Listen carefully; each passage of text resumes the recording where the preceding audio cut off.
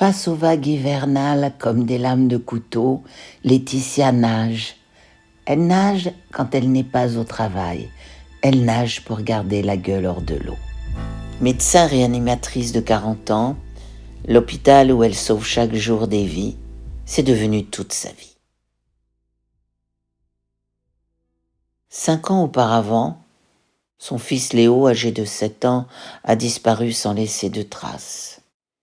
Il faisait du vélo autour de la maison. Il s'est volatilisé. Pas un témoin, pas une piste. Le mystère reste entier. Laetitia ne veut pas croire que le mystère existe.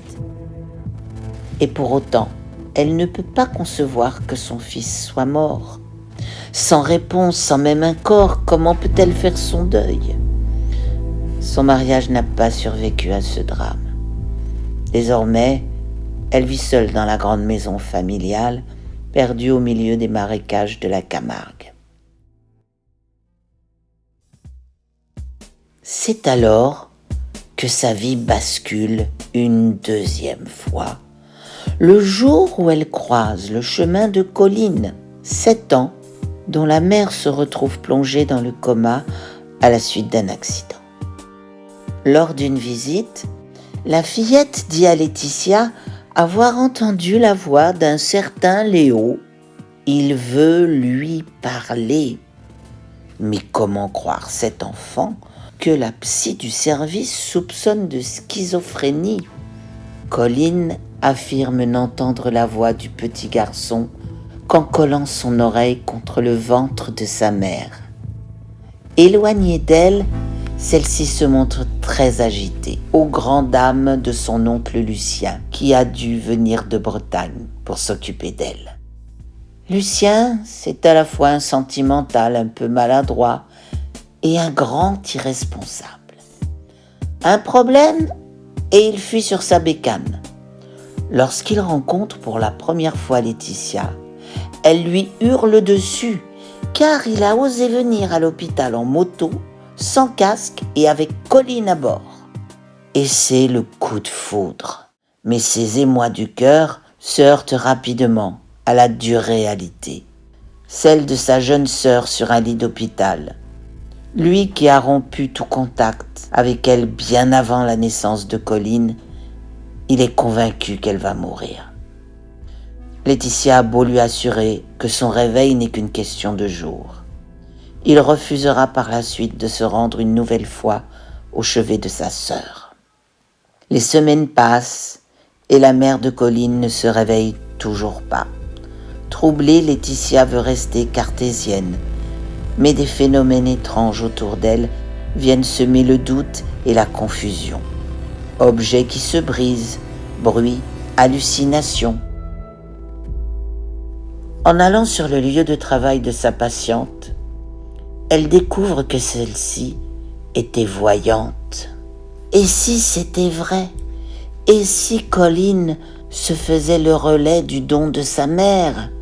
Alors cela voudrait dire que Léo est mort ? Face à cette question insupportable, Laetitia n'est plus capable de rester sans réponse.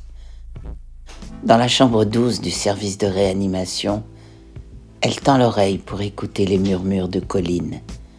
Et à travers ces murmures, Léo lui demande de le retrouver. Mais où ?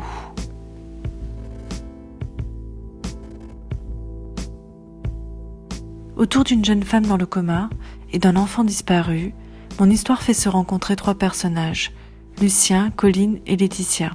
Lucien, son problème, c'est que Colline lui rappelle trop sa sœur qui se trouve dans le coma. Or, nous l'apprendrons plus tard, celle-ci a tôt manifesté des dons de voyance hors pair et lui a annoncé un jour qu'elle mourrait à 30 ans. Ne supportant plus de vivre dans une réalité sans cesse au devant du temps, Lucien a coupé les ponts avec elle. Face à Colline, son dilemme sera tout au long de l'histoire de savoir s'il accepte de s'en occuper ou s'il la confie à l'aide sociale pour l'enfance. Quant à Colline, son problème c'est qu'elle a une relation trop fusionnelle avec sa mère et que cela la coupe de la vie et des autres. Au fur et à mesure que la santé de sa mère va décliner, l'enfant va devoir accepter la séparation inéluctable. Va-t-elle trouver en Laetitia une deuxième mère ou au contraire se replier davantage sur elle-même ? Enfin, Laetitia, son problème, nous le connaissons. Son fils qui a disparu se met à lui parler à travers Colline. Il veut qu'elle retrouve son vélo, celui qui est son dernier témoin. Mais voilà, la santé déclinante de la mère de Colline rend les échanges avec l'invisible de plus en plus énigmatiques. Avec un maigre indice, Laetitia va se convaincre qu'il faut chercher dans un étang immense. Et toutes les nuits, elle va plonger dans ce monde lunaire aquatique. Va-t-elle sombrer dans la folie ou y trouver des réponses ? Quelle est ma relation avec cette histoire ? Elle est à la fois lointaine et très proche. Quand j'avais 3 ans, un camarade de classe, Yanis Morin, a disparu. On ne l'a jamais retrouvé, et je crois que ce fut ma première expérience face au mystère, face à l'impossibilité de trouver réponse à tout. Et comme Colline, j'ai été en proie à des absences jusqu'à mes 7 ans. J'ai gardé de mes voyages une profonde nostalgie. Enfin, il y a toujours eu des histoires troublantes de voyance dans ma famille. Celle qui m'a le plus marquée a eu lieu quand j'avais 9 ans. J'ai entendu ma mère raconter à une amie qu'une voyante venait de lui annoncer une mort imminente dans son entourage. Et quelques jours plus tard, notre voisin et ami s'est tué dans un accident de voiture. Je me souviens m'être demandé, si les voyants peuvent tout savoir, pourquoi les parents de Yanis n'ont-ils pas fait appel à l'un d'entre eux afin de retrouver leur fils ? Il y a donc un peu de tout cela dans les murmures, même si ce n'est pas mon histoire à proprement parler. C'est une histoire sur le processus du deuil, celui d'une mère pour son enfant et celui d'une enfant pour sa mère. Les œuvres romantiques de Friedrich et le travail photographique de Laura Hainaut m'ont beaucoup inspiré pour exprimer la façon dont Laetitia va peu à peu s'ouvrir à cette autre réalité dans sa propre réalité. J'aime leur façon de traiter le mystère en plein jour et d'inscrire leurs personnages dans des décors sauvages qui sont seuls capables de nourrir le regard de vérité profonde.